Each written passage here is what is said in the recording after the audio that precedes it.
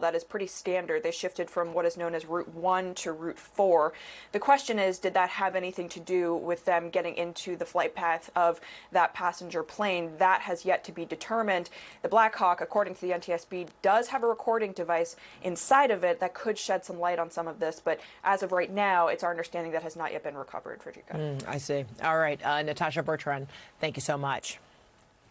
All right, Jeffrey Thomas is an aviation analyst with more than 40 years of industry experience. He's joining us live now from Perth, Australia. Jeffrey, great to see you. We just heard Natasha say they haven't retrieved the black box from the Black Hawk helicopter, but they have from the airplane. So what kind of information might come from that Black Hawk black box that would help illuminate whether elevation, or if there was any kind of mechanical problem on that aircraft, any of those things?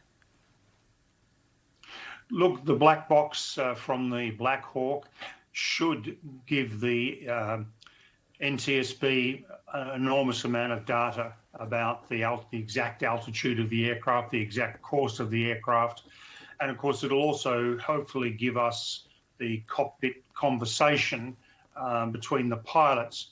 The only thing it would not give us is if it would be the Black Hawk pilots said that he had the CRJ in sight. Now, did he see the CRJ or did he see another aircraft? That's the part we're not going to ever understand.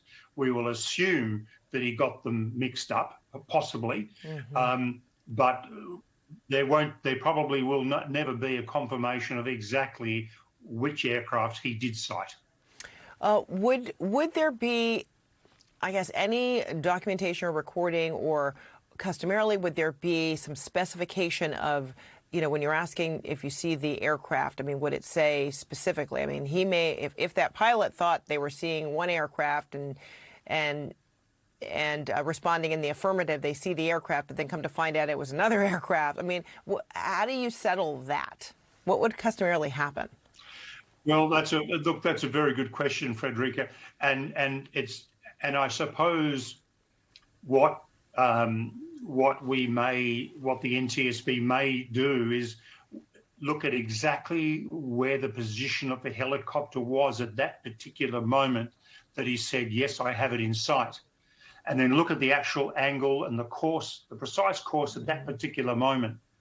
And then look out, and then from there, they would be able to possibly visualize and work out through geometry, etc., exactly what he could or could not see at that particular moment, and therefore possibly tick off, yes, he did make a mistake or did not. Oh, that's fascinating. Okay, and then there's the issue of elevation.